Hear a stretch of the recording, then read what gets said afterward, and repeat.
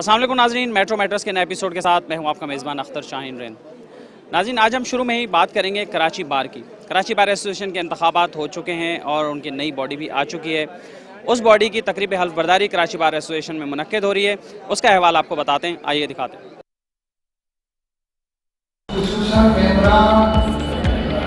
Karachi bar association के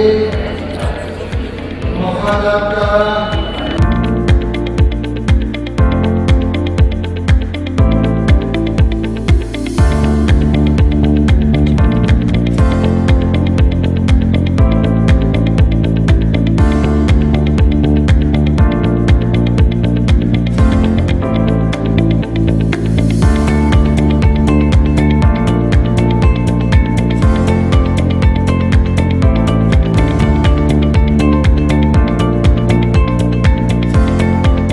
जी नाज़रीन, Karachi bar association की जो हल्फ बर्दारी तकरीब हुई है, इसमें और भी मौजूद अरकान ने और जस्टिस साहिबान ने भी शिरकत की है। हम उनकी भी राय जानने की कोशिश करते हैं कि वो क्या कहते हैं इस बारे में। हमारे साथ इस वक्त मौजूद हैं मोहतरम शहाब सरकी साहब, और हम उनसे बात करेंगे वो इस तकरीब के हवाले से क्या कहते हैं और कैसे देखते हैं आप। शहाब साहब जी देखें, ये बहुत अच्छी तकरीब हुई है जिसमें बार और बेंच के जो देरीने मसाइल होते हैं वो वकीलों को एक्सप्रेस करने का मौका मिलता है, और बहुत अच्छा जेस्चर बार ने भी शो किया, अपने मुतालबात भी बड़ी इज़्ज़त से रखे, और चीफ़ जस्टिस साहब ने बड़ी इज़्ज़त अफजाई की बार के मेंबरान की, और उन मुतालबात को पूरी करने की बिल्कुल उन्होंने वादा किया है, और इंशाल्लाह हमें उनसे अच्छी उम्मीद है।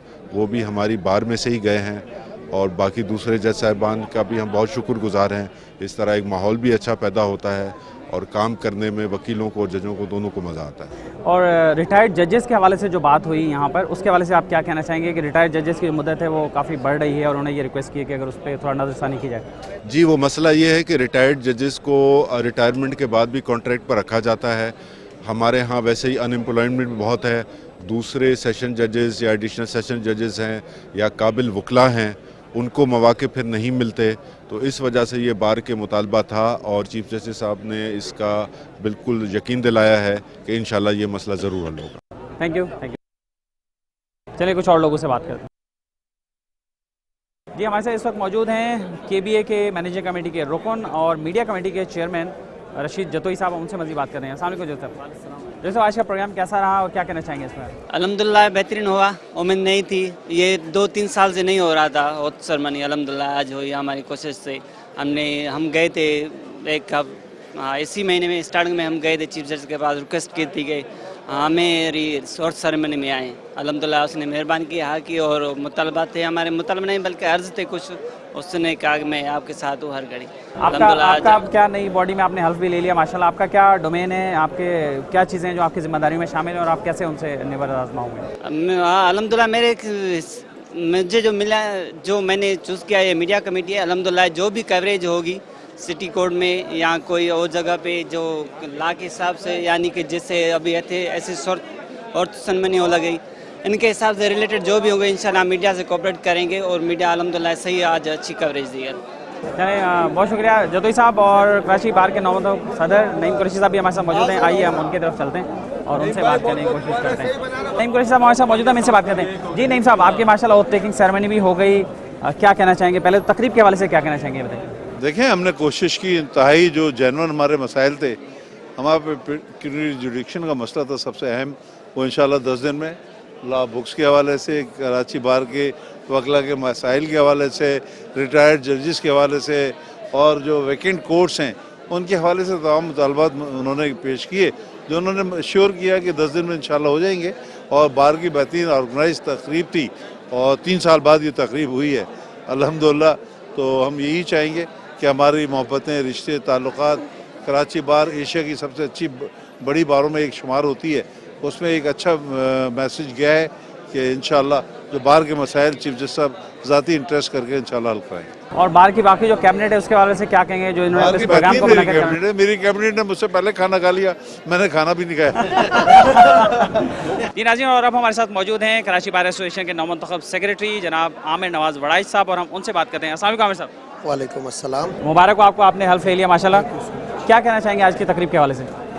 आज की तकरीब के हवाले से सिर्फ इतना कहूँगा कि जो हमने ओथ लिया है कि हम बार की वेलफेयर करेंगे, करप्शन नहीं करेंगे और अपने ज़ाती मफादात को बीच में नहीं लाएंगे, तो मैं अपने तमाम कमेटी से बज़ात खुद और तमाम मेंबरान से रिक्वेस्ट करूँगा कि हम अपनी ओथ का पास रखेंगे, आप भी अपनी ओथ का पास रखेंगे। हमारे पास कोई ऐसा काम ना लाएं, कोई ऐसा फेवरेटिज़म ना लाएं कि जहाँ पे हम आके कंपेल्ड हो जाएं या जहाँ पे हमारे लिए डिसीजन डिफ़िकल्ट हो जाए और हमें वेलफेयर ऑफ बार की तरफ जाना पड़े। Thank you. वो कि 1 साल का वक्त तो कम होता है ज़ाहिर है बहुत सारे इश्यूज़ करने में, लेकिन आपको क्या तवक्को है अपनी कमेटी के साथ मिलकर आप डिलीवर कर पाएंगे? मुझे उम्मीद है कि हम सो फार विद इन 30 डेज़ मेरा ख्याल है हम बहुत कुछ डिलीवर कर चुके हैं और हमारी जो डायरेक्शन है, लाइन ऑफ एक्शन है वो बिल्कुल क्लियर है। मुझे उम्मीद है सब जितने भी हमारे मेंबर हैं, प्रेसिडेंट हैं, दूसरे मेंबर मैनेजिंग कमेटी हैं, ट्रेजरर हैं, वाइस प्रेसिडेंट हैं, लाइब्रेरियन है, कोई जॉइंट सेक्रेटरी है, हमारा कोई भी ऐसा मेंबर नहीं है जो कोऑपरेटिव नहीं हो और पॉजिटिव नहीं हो। अल्हम्दुलिल्लाह सब मुझे जो चीज़ अच्छी हमें है कि हमारी कैबिनेट में सब लोग पॉजिटिव हैं और they are not interested in any sort of any illegal और करप्ट एक्ट, और वो पॉजिटिव हैं कि वो पूरी ईमानदारी से, दयानतदारी से अपना फ़र्ज़ पूरा करेंगे। Good luck. Thank you so much. Thank you general. अच्छा जी, हमारे साथ मौजूद हैं सलीम उल हक एडवोकेट साहब, जो कि Sindh high court bar association के मीडिया कमेटी के चेयरमैन भी हैं। मुझसे बात करते हैं। जी सलीम उल हक साहब, आप क्या कहना चाहेंगे आज की इस हल्फबर्दाई तकरीब के हवाले से? बहुत शुक्रिया जनाब। मेरी आज जो हमारी कराची बार एसोसिएशन की जो न्यूली इलेक्टेड कैबिनेट थी, उन्होंने बाकायदा आज हलफ ले लिया और हिज लॉर्डशिप जनाब chief justice Sindh high court mister justice Ahmed Ali Sheikh साहब ने हलफ लिया। हमारे जनरल सेक्रेटरी आमिर नवाज वड़ाई साहब हैं, इन सब ने मिल के लॉयर्स के जो इशू है, कोर इशू, उसको एड्रेस करने की कोशिश की। आज अपने मुतालिबात भी his lordship justice Ahmed Ali Sheikh साहब के सामने रखे। उन्होंने बहुत सारे मुतालिबात उसी वक्त मनवान उसको एक्सेप्ट किया। जो पूरी कैबिनेट है आज हलफ लिया, इन सबको अपनी तरफ से मुबारकबाद पेश करता हूँ। इंशाल्लाह हमारी जो इलेक्टेड बारी है उसने ये आहद कर लिया है कि हमने वकला के वेलफेयर के लिए वो काम जो इंतखाबात से पहले हमने कहे थे, इंशाल्लाह वो ईमानदारी और दियानतदारी से करेंगे। इंशाअल्लाहुल अज़ीज़ हम उन कामों को पाए तकमील तक पहुँचाने की भरपूर कोशिश करेंगे। ख़ास तौर पर लॉयर्स क्लब और इसी तरह हमारा एक स्कूल है जो हाल ही में हमने अडॉप्ट किया है, वकला के बच्चों के लिए तालीमी एक इदारा है। इंशाल्लाह उसकी एजुकेशन के हवाले से उसको अपग्रेड करेंगे और इसी तरह हेल्थ के हवाले से भी हमारे जीएस ने बहुत ज़बरदस्त डिसीजन लिया है। इंशाल्लाह उस पर भी हम बेहतरीन काम करने की कोशिश करेंगे। जी अस्सलाम वालेकुम। अपना मोहम्मद इब्राहिम साहब, आप क्या कहना चाहेंगे? सर ये आज हमारी ओथ सेरेमनी हुई है। इंशाल्लाह ताला हम जो है वकला की जो मामलात हैं बहुत सारे और उनको हल करेंगे, और जो हमारे लाइब्रेरी का प्रेसिडेंट साहब ने कहा है उसके हवाले से काम करना है। वकलाओं के बहुत से ओल्ड एज वकला हैं, लेडीज़ वकला हमारी हैं, जो अगर प्रॉब्लम्स होती हैं उनको करेंगे, तरीके से बेहतर करेंगे। ये अच्छा, वैसे इस कैबिनेट में जूनियर्स और सीनियर्स, मतलब यंग लॉयर्स और सीनियर लॉयर्स का एक मिलाप है अच्छा, और आपका भी जो तजुर्बा है उसकी रोशनी में आप क्या समझते हैं कि क्या मज़ीद चीज़ों में बेहतरी की ज़रूरत है? सर यहाँ पे जो है ना हमारे वकलाओं में बहुत सारी चीज़ें इस तरह की हैं कि ये जो है ना थोड़ा सा जल्दबाज हो जाते हैं, जज्बाती हो जाते हैं, क्योंकि इन चीज़ों में यंग लॉयर्स को ख़ास तौर पे मेरा एक मैसेज ये है कि इनको थोड़ा सा अपने मामलात को ज़रा हल्के होके काम करना चाहिए। एकदम जो है ना स्पीड में जो जाते हैं, ये चीज़ सही नहीं है। ठीक है जी, हमारे साथ मौजूद हैं इमरान अजीज़ साहब, हमसे बात करें। जी इमरान साहब, आप क्या कहना चाहेंगे? जी बिस्मिल्लाहिर्रहमानिर्रहीम। आज की तकरीब के हवाले से मैं ये कहना चाहता हूँ कि पहले हम ये सोच रहे थे कि जिना ऑडिटोरियम में प्रोग्राम रखें, बाद में SOP का मामला भी आ गया, फिर कराची बार के अपने बजट के मामलात हैं। खैर ये बड़ी खुशाइंद बात है कि हमने इस तकरीब का 1 रुपया भी कराची बार से नहीं लिया है। तमाम तकरीब आज का जो भी कुछ हुआ है वो हमने अपने जेब से, अपने बजट के साथ जो भी हो सका हमने किया है। इसके अलावा ये है कि हम chief justice Sindh high court का बड़ा शुक्रिया अदा करते हैं कि उन्होंने इस मौके पे हमें बड़ी इज़्ज़त अफजाई की हमारी, और कराची बार के हवाले से उन्होंने जो ऐलानात किए हैं, हमें पूरी उम्मीद है कि इंशाल्लाह वो ऐलानात की हद तक नहीं रहेंगे, बल्कि वो हमारे जो भी उन्होंने ताउन का यकीन दिलाया वो पूरा भी होगा। इसके अलावा पैकेजरी जुरिडिक्शन में बात हुई है, 10 दिन का उन्होंने कहा है, लाइब्रेरी के हवाले से बात हुई है। इंशाल्लाह हम पूरी कोशिश करेंगे कि हमारे जो भी जूनियर वकला हैं, सीनियर वकला हैं, उनके जो भी मुतालबात हैं वो, क्योंकि उन्होंने हमें मुंतखब किया है, मैंडेट दिया है, उनके तमाम मुतालबात को, उनकी जो भी बेचैनी है उनको ज़रूरी तौर पे हम जो है वो एक्सेप्ट करते हुए उसको जहाँ भी मुमकिन हो सका उसको पेश करेंगे इंशाअल्लाह। जी हम बात करते हैं, हमारे साथ मौजूद हैं जनाब शोएब नारिजो साहब। अस्सलाम वालेकुम शोएब साहब। ओथ माशाल्लाह आप लोगों ने ले लिया, क्या कहना चाहेंगे? बस ये अल्हम्दुलिल्लाह अब हमारी कोशिश होगी कि आफ्टर ओथ जो है हमारे प्रॉपर जो लीगल काम है वो हम प्रॉपर तरीके से उनको मैनेज करें और उनको लेके चलें, पूरी कैबिनेट को वकला के वेलफेयर के लिए ज़्यादा से ज़्यादा जो हम कर पाएँ, क्योंकि इस वक्त हमें बहुत सारे मसाइल दरपेश हैं, जैसे नौजवान वकलाएँ उनके मसाइल हैं, बार को चलाने के मसाइल हैं। तो हमारी कोशिश होगी कि बेहतर से बेहतर परफॉर्म करें, साल के एंड तक अच्छे रिजल्ट्स दें। जनरल सेक्रेटरी के साथ आप माशाल्लाह जॉइंट सेक्रेटरी मुंतखब हुए हैं, तो जनरल सेक्रेटरी पर भी बहुत ज़्यादा बर्डन होता है और आप पर भी उसकी जिम्मेदारियाँ बहुत ज़्यादा होंगी, तो आप कैसे निपटेंगे उससे? सर बिल्कुल इंशाल्लाह, ये मेरे अकेले का काम नहीं है, ये टीम कोऑर्डिनेशन का काम है और अल्हम्दुलिल्लाह टीम कोऑर्डिनेशन हमारी बहुत बेहतरीन है। सेक्रेटरीज हो या MMCs हो 11 सब भी एक दूसरे को साथ लेके चल रहे हैं। तो इंशाल्लाह जो भी हमारे लिए चैलेंजेस होंगे हम उनसे मुस्बत तरीके से निपटेंगे और वकला की वेलफेयर के लिए अच्छा काम करेंगे। आप साबिक मेंबर मैनेजिंग कमेटी रहे हैं, आप क्या कहना चाहेंगे? बिस्मिल्लाहिर्रहमानिर्रहीम। मैं ये कहना चाहूँगा कि सबसे पहले मैं मुबारकबाद पेश करता हूँ पूरी टीम को, कराची बार एसोसिएशन की जो इलेक्टेड मेंबरान हैं 2021 के। इन्होंने एक अच्छा प्रोग्राम ऑर्गेनाइज़ किया और सेरेमनी हुई जिसमें चीफ साहब भी आए। मैं दुआ गो इनके लिए, अल्लाह इनके मज़ीद तौफ़ीक़ात में इजाफ़ा करे और वकीलों के बाहर के जो फटर्निटी लीगल फटर्निटी है उनकी जो मुश्किलात है मामलात है उनको एहसन तरीके से निभाने की अल्लाह इनको तौफ़ीक़ दे। मैं दुआ गो। बहुत शुक्रिया शफी अहमद साहब, थैंक यू। खुसूसन मेंबरान कराची बार एसोसिएशन के मफादात का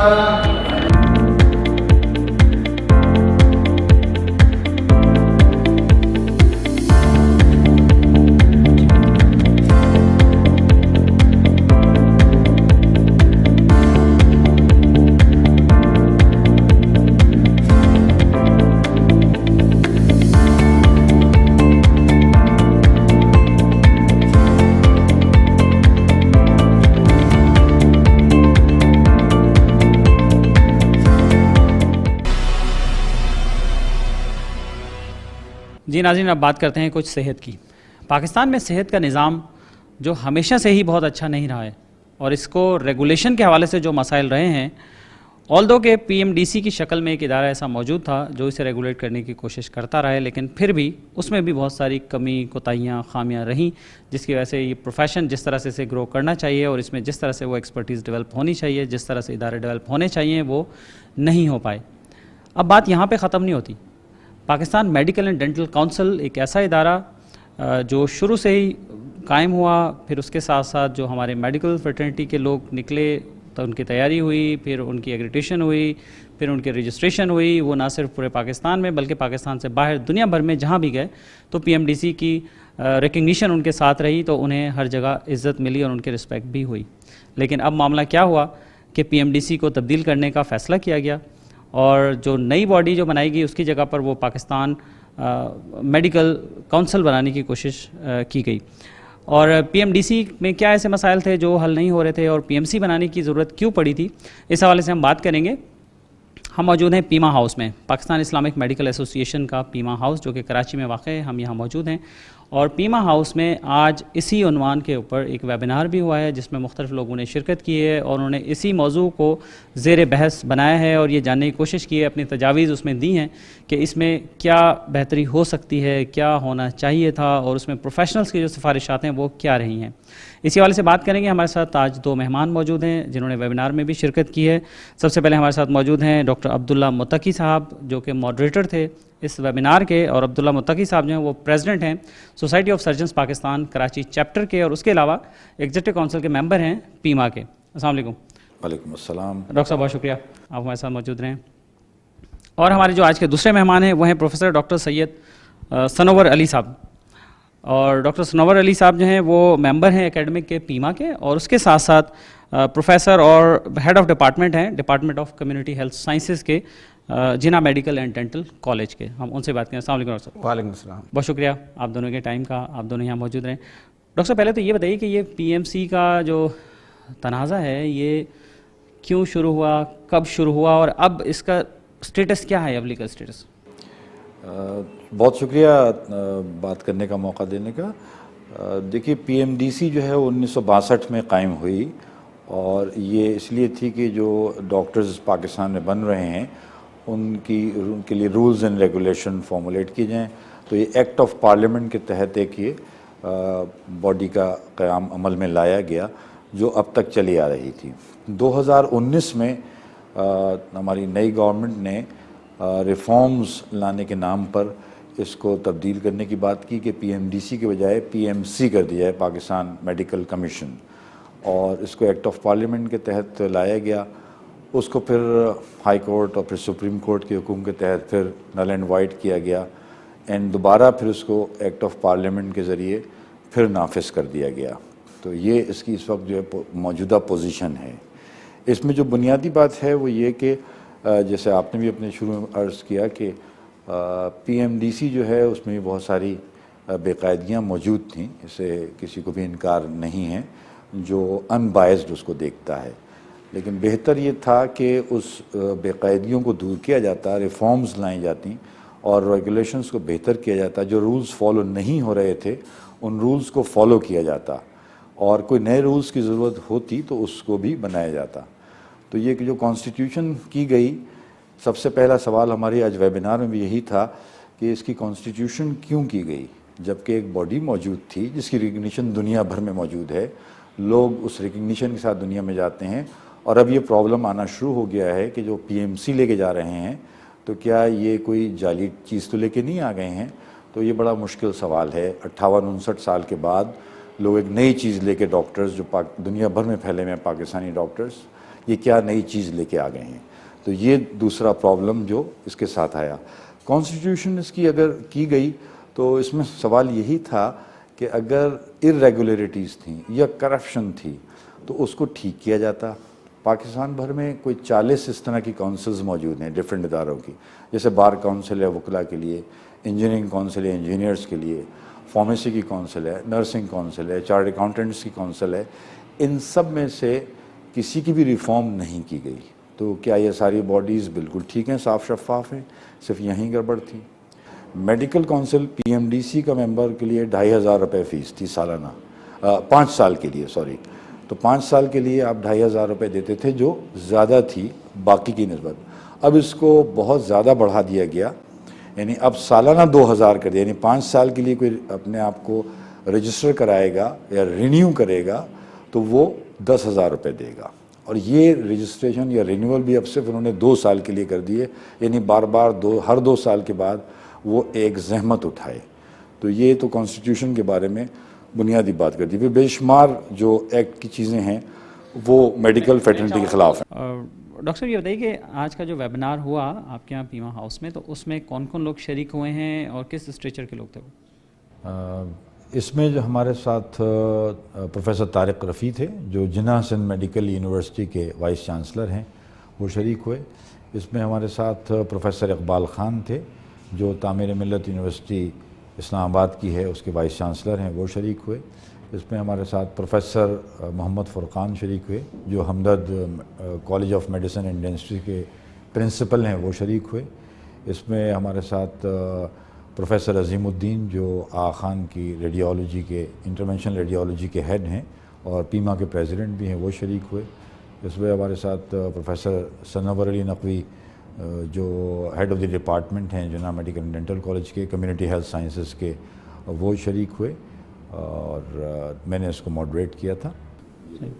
तो इसमें उन लोगों का क्या, इस पर कहना क्या था, उनका क्या स्टांस है, जो कि आप लोग मेडिकल प्रैक्टिशनर्स भी हैं और एकेडमिक साइड के भी लोग, उसमें एकेडमिक साइड भी देख रहे हैं आप लोग, तो वो क्या कहते हैं, उनके ऑब्जर्वेशन क्या है और रेकमेंड क्या करते हैं?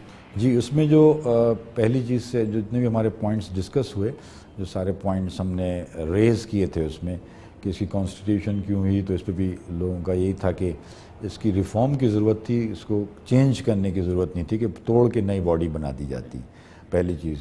इसी तरह तमाम पॉइंट्स पे ही यही कंसेंसस था कि इसमें जो है बेहतरी लाई जा सकती थी, बजाय इसके ख़त्म कर दिया जाता।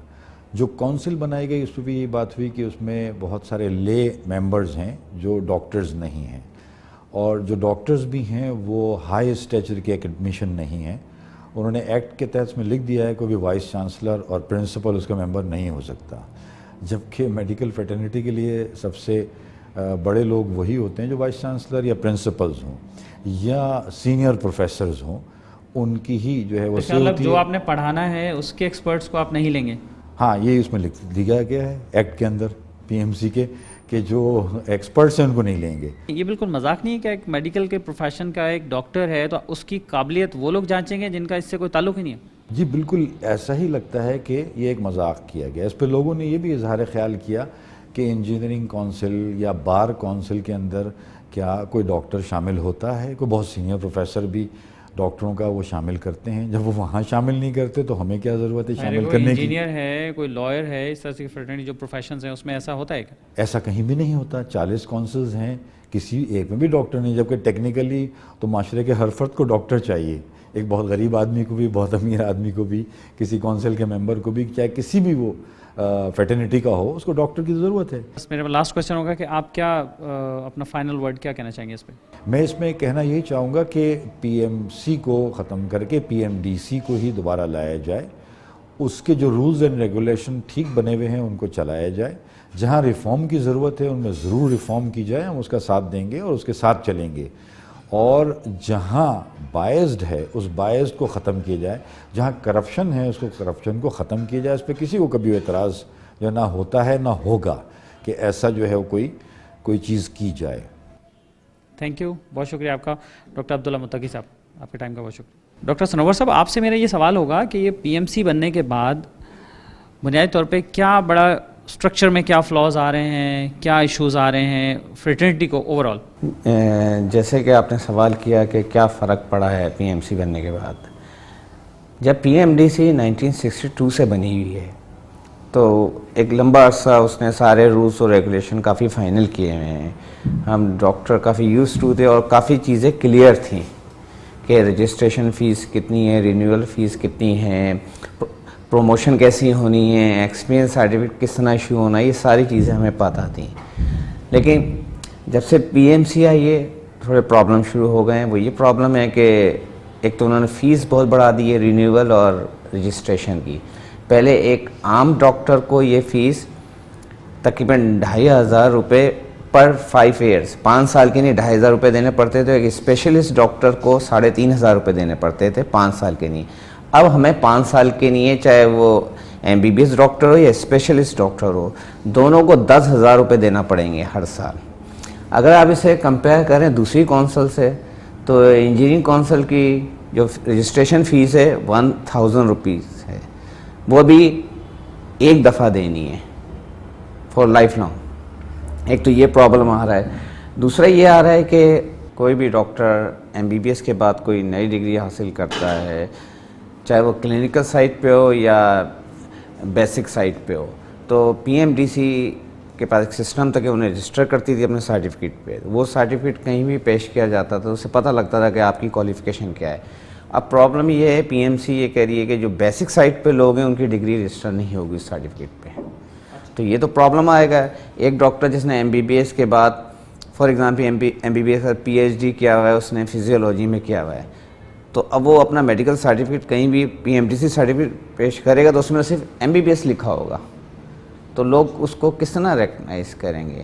ایک یہ پرابلم ایسا نہیں ہوتا تھا. پی ایم ڈی سی کا ایک سرٹیفکیٹ ہوتا تھا جس میں چاہے آپ بیسک سائٹ پہ یا کلینکل سائٹ پہ آپ کوئی بھی ڈگری حاصل کرتے تھے تو اس میں رجسٹریشن ہو جاتی تھی. دوسری چیز یہ ہے کہ پروموشن,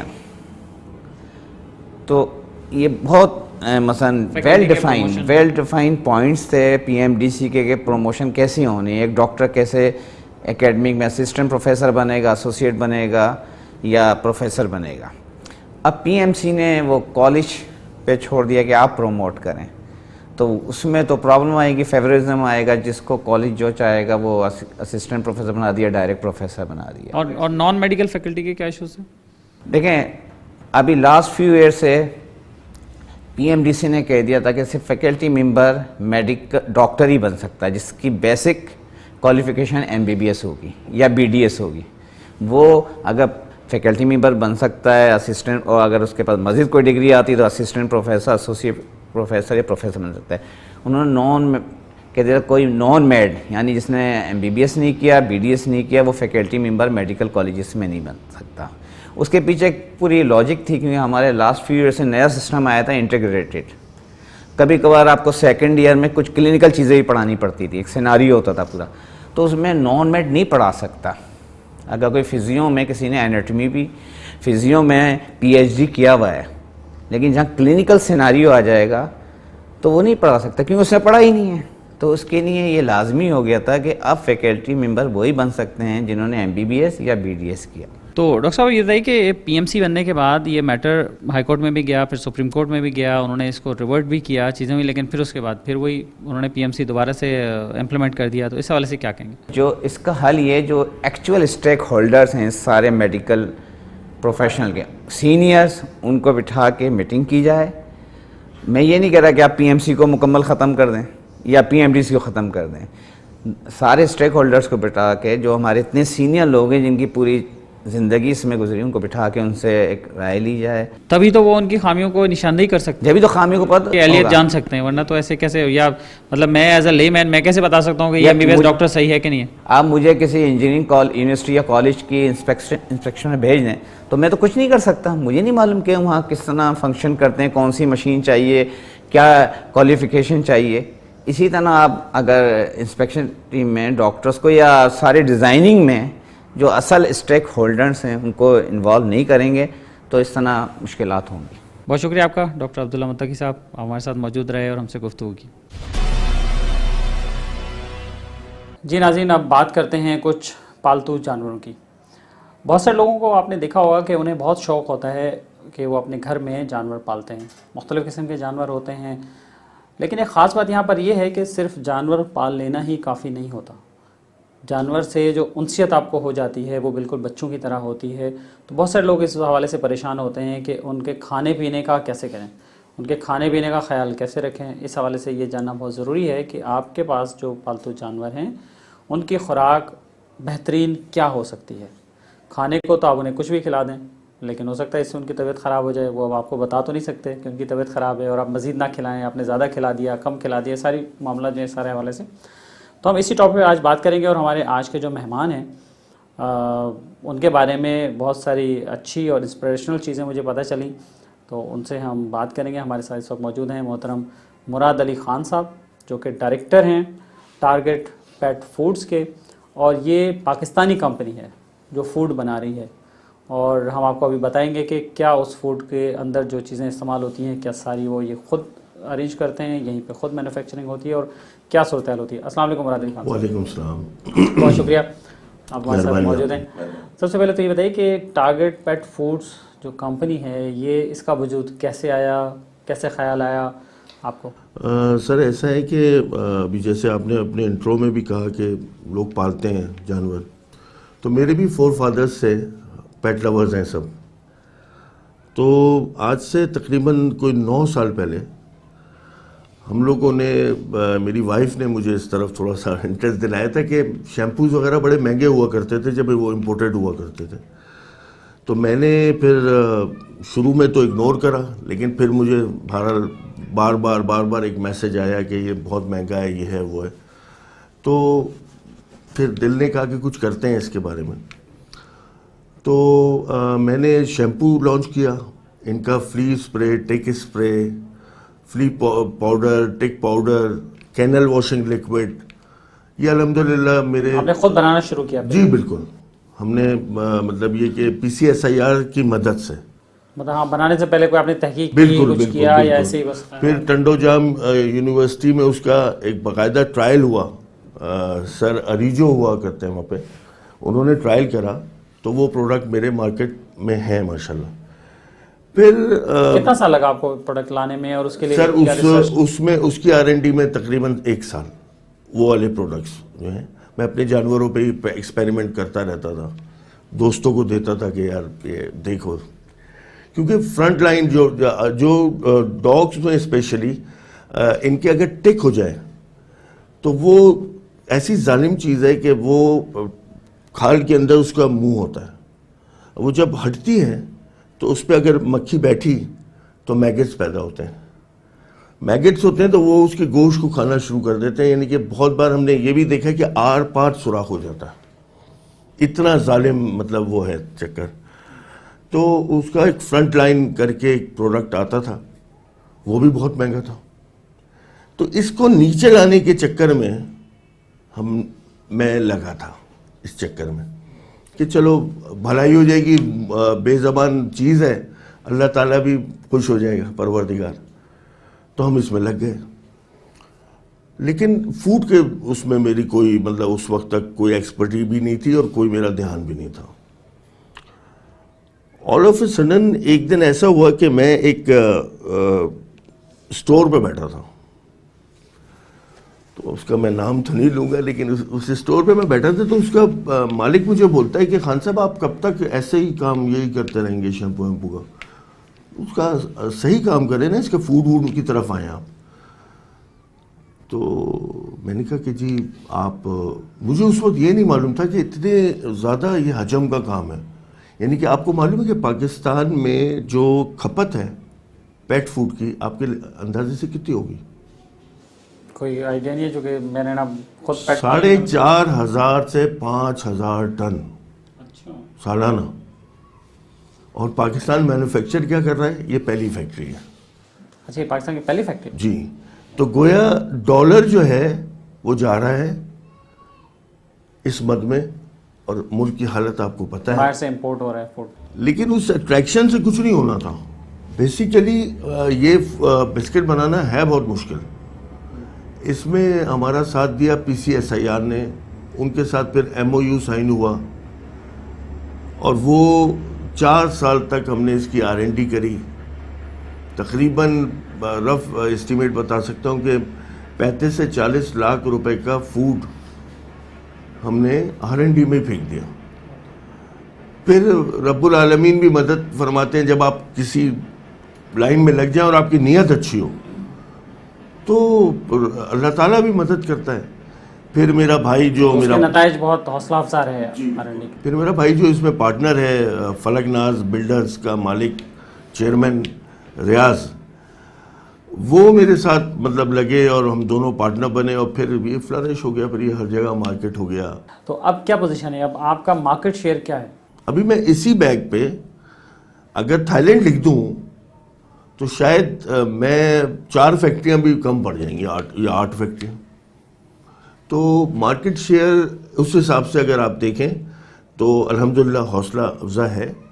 لیکن یہ کہ ظاہری بات ہے وہ ٹائم لگ رہا ہے, اس ٹرانزیشن میں جو ٹائم یہاں لگتا ہے پروڈکٹس کو, پاکستانی پروڈکٹس کو, وہ لگے گا. اب یہ ظاہری بات ہے عمران خان صاحب کی جو حکومت ہے یہ امپورٹ فرینڈلی نہیں ہے.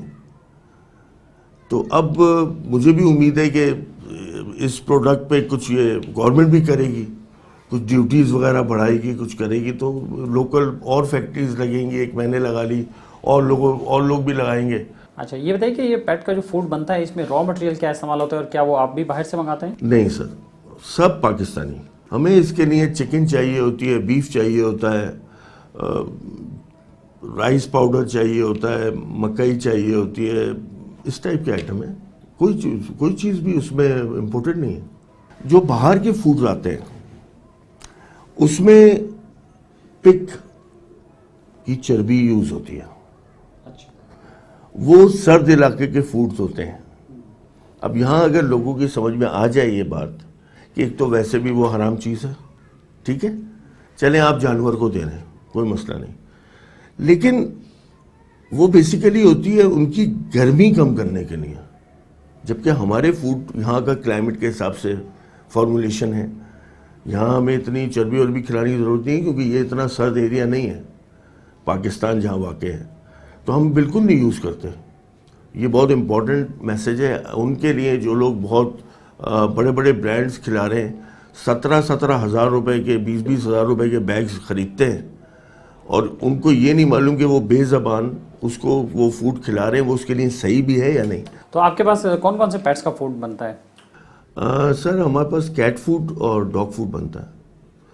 اور کیٹ فوڈ کا بھی چکر یہ ہے کہ یہاں زیادہ تر لیڈیز نے کیٹس پالی ہوئی ہیں, تو وہ جب پروڈکٹ لے کے جاتی ہیں آل آف اے سڈن ڈالا, تو بلی کا نیچر سمجھنے کی ضرورت ہے.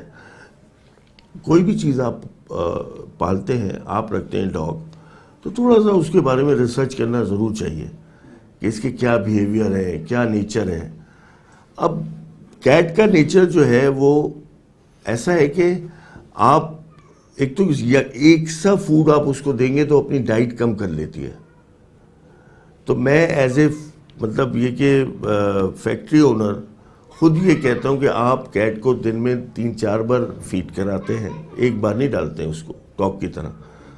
تو اس میں ڈفرینشیٹ کریں, اس میں اس کو چکن بھی دیں, را چکن, اور کوئی فوڈ بھی, چاہے آپ ٹارگٹ استعمال کریں یا کوئی بھی فوڈ استعمال کریں, لیکن اس کو نا ایک 7 days کا پروسیجر ہوتا ہے تو وہ سوئچ ہوتی ہے. تو ابھی آپ کے پروڈکٹس جو ہیں وہ کیا صرف کراچی میں ہی اویلیبل ہیں؟ کراچی میں ہے, کوئٹہ میں ہے, جہلم سائڈ ہے, اسلام آباد میں ہے, ریئرلی اسلام آباد میں ہے. تو اور کوشش یہی ہے کہ ہمیں اصل میں دیکھیں اچھی پارٹیز مل جائیں, اچھے ڈسٹریبیوٹرز ہم تلاش میں ہیں, لیکن یہ کہ اب ظاہری بات ہے ایسا تو نہیں کرنا نا کہ وہ دیکھنا پڑتا ہے. اب ظاہری بات ہے صحیح تو ہو نا, کریڈیبل پارٹی ہو. اچھا مناسب یہ بتائیے کہ جو لوگ باہر سے فوڈ منگواتے ہیں پیٹس کا, تو آپ کا پاکستانی فوڈ ہے وہ باہر سے ہے, اس پہ اسٹیمپ لگی ہوئی ہے کہ جی امپورٹڈ فرام فلاں فلاں XYZ کنٹری, تو وہ کیوں آپ کا جو پروڈکٹ ہے, آپ کا جو بنایا ہوا فوڈ ہے وہ کیوں لیں گے, خاص طور پہ ایسے وقت میں کہ جب پاکستانی مصنوعات پہ لوگ سمجھتے ہیں کہ شاید وہ اچھی کوالٹی کی نہیں ہوتی, حالانکہ بہت ساری اچھی کوالٹی کی چیزیں ہم بناتے ہیں خود. زبردست سوال ہے آپ کا, اور میں چاہ رہا تھا کہ آپ مجھ سے یہ سوال کر لیں. دیکھیں جو ریکوائرمنٹ ہے پیٹ کی وہ پوری ہونا چاہیے. اس سے کوئی فرق نہیں پڑتا کہ جرمنی کی اسٹیمپ لگی ہے کہ پاکستان کی لگی ہے. اس کی ایک کریڈیبل ادارہ ہے PCSIR, نہ صرف یہ کہ اس کا MOU سائنڈ ہے, اس کی اسٹیمپ میرے ہر پروڈکٹ کے بیک پہ ہے. تو ٹارگٹ کو تو بھول جائیں. اب PCSIR کتنا بڑا ادارہ ہے آپ سوچیں اس ملک کا, کریڈیبل, تو وہ ایسی اسٹیمپ الاؤ کر دے گا. اس کا اسٹیمپ الاؤڈ جب ہے جب وہ all of a sudden test کرتے رہتے ہیں, وہ مطمئن رہتے ہیں, تو ہم یہ مارکیٹ کر رہے ہیں. ہمارا MOU سائنڈ ہے, اور جو پروٹین ویلیوز ہیں وہ پوری ہونا چاہیے, فیٹ ویلیوز ہونی چاہیے پوری, نہ کہ صرف یہ کہ صرف اس سیٹسفیکشن پہ کہ جی جرمنی کا ہالینڈ کا فوڈ ہے بہت زبردست. تو ویسٹیج آف منی ہے. یہ میں تو دعویٰ کرتا ہوں کہ آپ کسی بھی پریمیم فوڈ سے ٹیسٹ کرا لیں, اس کا اس کا دونوں کا, انشاءاللہ تعالی رزلٹ سامنے آ جائے گا. جی ناظرین, آپ نے گفتگو سنی مراد علی خان صاحب کی, اور سب سے اہم بات ایک تو یہ ہے کہ ہمارے لیے سب سے پہلے پاکستان ہے. ہم پاکستانی ہیں, دنیا میں ہم کہیں بھی جائیں کہیں بھی رہیں تو ہمیں سب سے زیادہ جو پاکستانی پروڈکٹس ہیں انہی کو پروموٹ کرنا چاہیے, انہی کو انکریج کرنا چاہیے, اور اپنے زیر استعمال جتنی چیزیں ہیں, یہ بات کہنا تو بہت ہی آسان ہے, میں بھی کہہ رہا ہوں بہت آسانی سے, لیکن اس پر عمل کرنا بہت سے لوگوں کے لیے مشکل ہے, اور بہت ساری صورتحال میں مشکل ہے. لیکن پھر بھی ہمیں یہ کوشش کرنی چاہیے کہ جہاں تک بھی ہو سکے ہم میڈ ان پاکستان چیزیں استعمال کریں, تاکہ باہر کا جو امپورٹ کا جو برڈن ہے ہمارے ملک پر وہ کم سے کم ہو. تو ناظرین, آپ کو اس طرح کی اور بھی معلوماتی چیزیں ہم بتاتے رہیں گے اور دکھاتے رہیں گے میٹرو میٹرز میں. اپنے میزبان اختر شاہین رند کو فی الحال اجازت دیجیے, اپنا خیال رکھیے گا, اللہ حافظ.